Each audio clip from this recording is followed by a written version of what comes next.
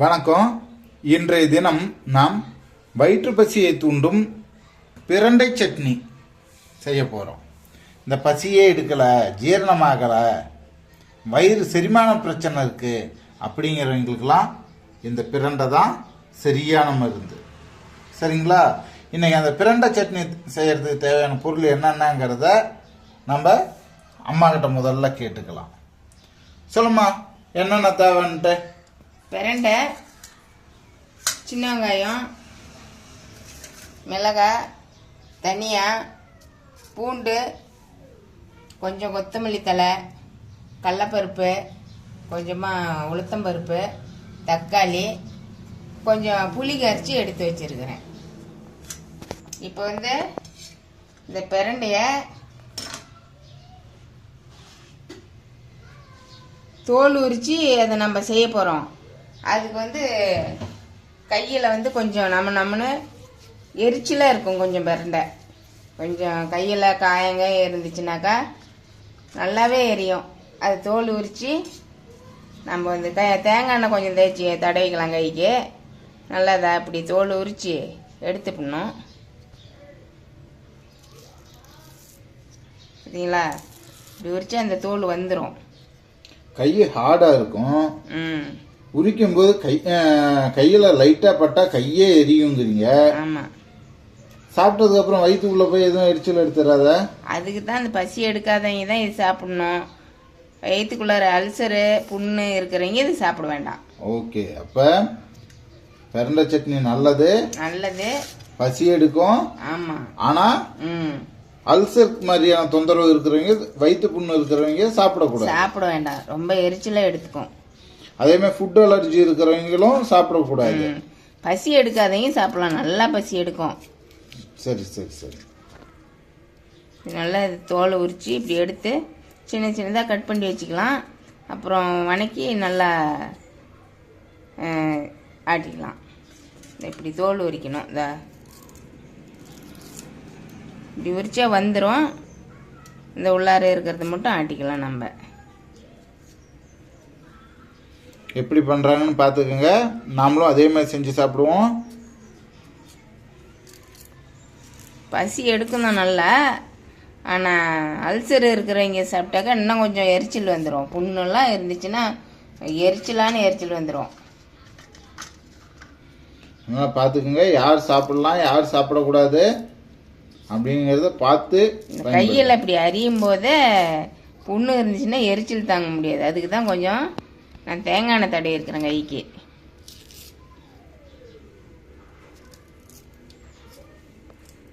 பாருங்க, பிரண்டையை முழுசாக உரிச்சிட்டாங்க.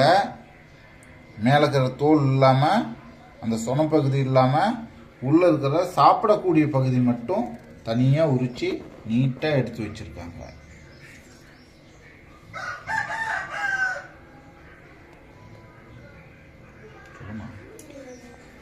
இப்போ இதை வறுத்துக்கு போகிறோம்.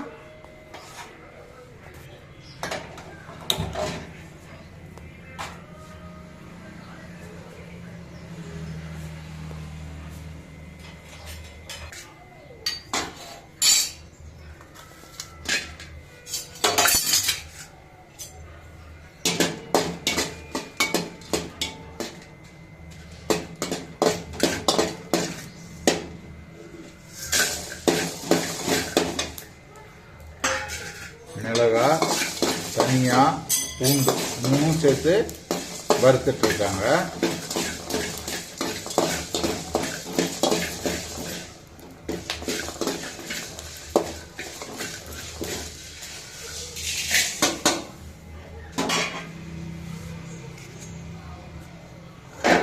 இப்போ பூண்டு சேர்த்து வறுக்கிறாங்க. வெங்காயம், சின்ன வெங்காயம் வணக்கலாம். வெங்காயம் சேர்த்து எண்ணெய் ஊற்றி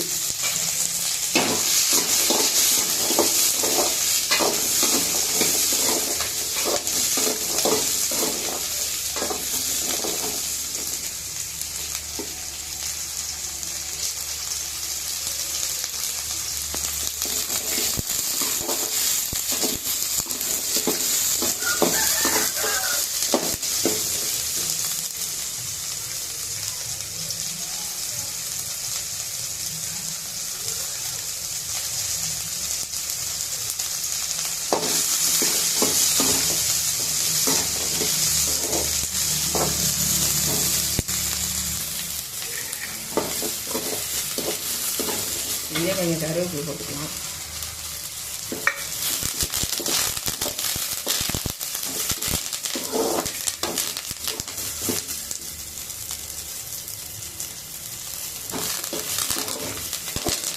கொஞ்சம் கொத்தமல்லி தழை போட்டுக்கலாம்.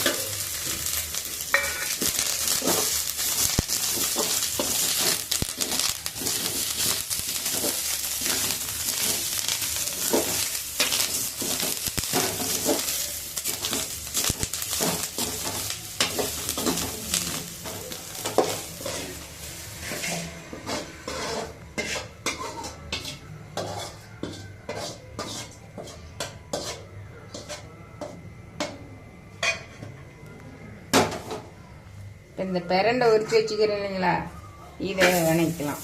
இதையும் வணக்கணுமா? ஆமாம், வணக்கித்தான் செய்யணும். ஓகே, வணக்கனாக்கா இந்த வயிற்றுல போய் எரிச்சல் இருக்கிறதெல்லாம் குறைஞ்சி பசி தூண்டுற வேலையை மட்டும் செய்யும். எண்ணெய் ஊற்றி எண்ணெயிலேயே வணக்கணும் இல்லையா? எண்ணெய் கம்மியாக ஊற்றினா போதும், கம்மியாக அதிகமாக ஊற்றணும் இல்லை. அது வணங்குறதுக்கு அளவுக்கு இருந்தால் போதும்.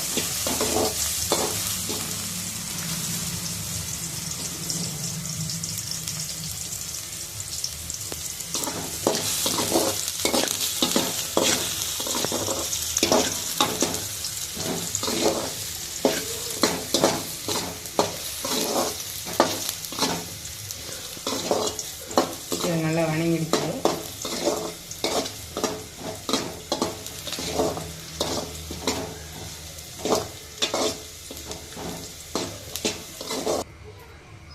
இது கடலைப்பருப்பு போட்டு வறுத்துக்கலாம்.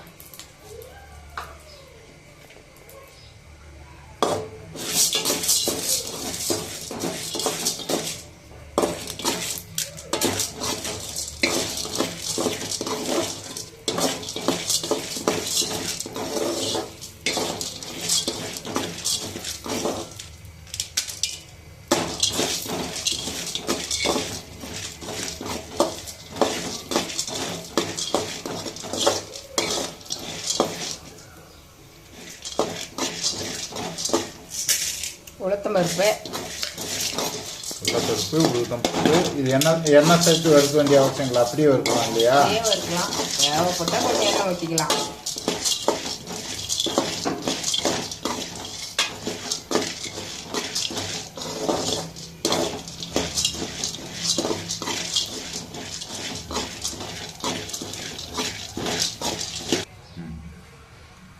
தக்காளி வணக்கலாம். தக்காளி கொஞ்சம் எண்ணெய் ஊற்றணும்.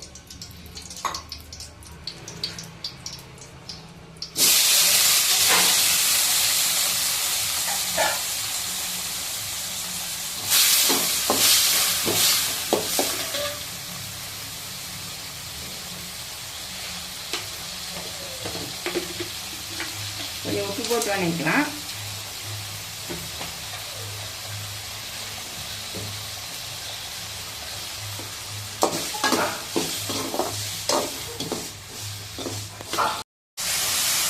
தக்காளி வணங்கிடுச்சு. கொஞ்சம் பெருங்காயத்தூள் போட்டுக்கலாம். இதில்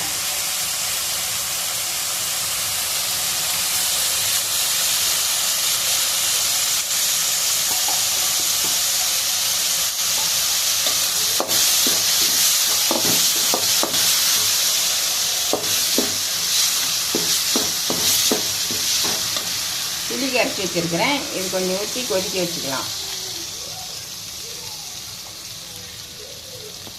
புளி அப்படியே போட்டு ஆட்டுவாங்க, அதில் மண் இருக்கும், மறுக்குங்கும்.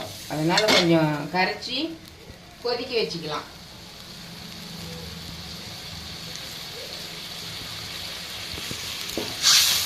நல்லா கொதிக்கிட்டோம், ஆற வச்சு எடுத்து மிக்சியில் போட்டு ஆட்டிக்கலாம்.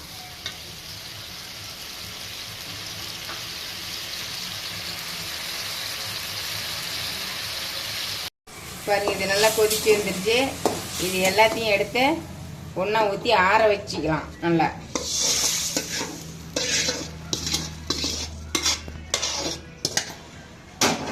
பார்த்தீங்களா, எல்லாத்தையும் வணக்கி ரெடியாக வச்சுருக்கிறேன். இது கொஞ்சம் ஆறுனு வெட்டி சட்னி ஆட்டி தாளிச்சிக்கலாம்.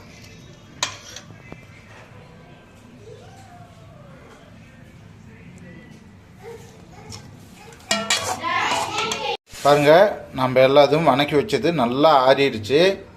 இப்போ இதை மிக்சியில் போட்டு அரைச்சிக்க போகிறோம்.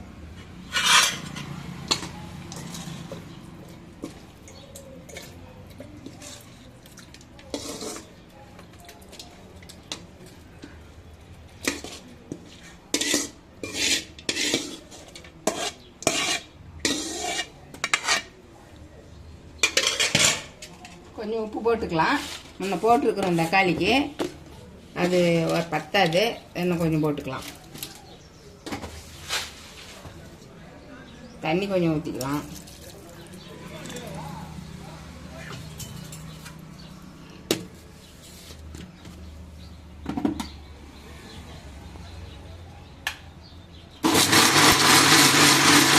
பாருங்க, சட்னி ஆட்டி ஒரு பாத்திரத்தில் பரிமாறிட்டோம். இப்போ அந்த சட்னி தாளிக்கிறதுக்காக ஒரு கரண்டியில் தேவையான அளவுக்கு எண்ணெய் விட்டு, எண்ணெய் காஞ்சதும் கடுகு போட்டிருக்கோம். கடுகு நல்லா பொரிஞ்சு வரட்டும். அது நல்லா பொரியுது. நல்லா பொரிய ஆரம்பிச்சதுக்கப்புறம் அந்த கடுகு கூடவே நம்ம கருவேப்பிலை சேர்க்குறோம்.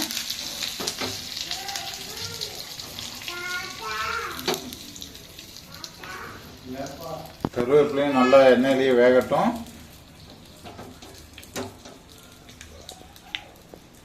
அதுக்கப்புறம் கருவேப்பிலை தாளிச்சதை சட்னியோட போட்டுட்டோம். இது நம்ம பரிமாறுறதோட இருக்குது.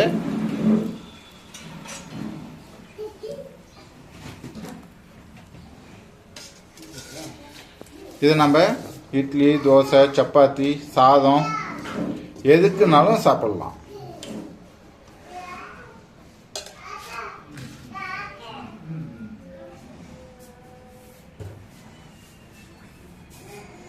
பாருங்க, நமக்கு பிரண்டை சட்னி சூப்பராக ரெடி ஆயிடுச்சு. செஞ்சு சாப்பிட்டு பாருங்க. டேஸ்ட்டும் சூப்பராக இருக்கும், உடம்புக்கும் நல்லது. நன்றி.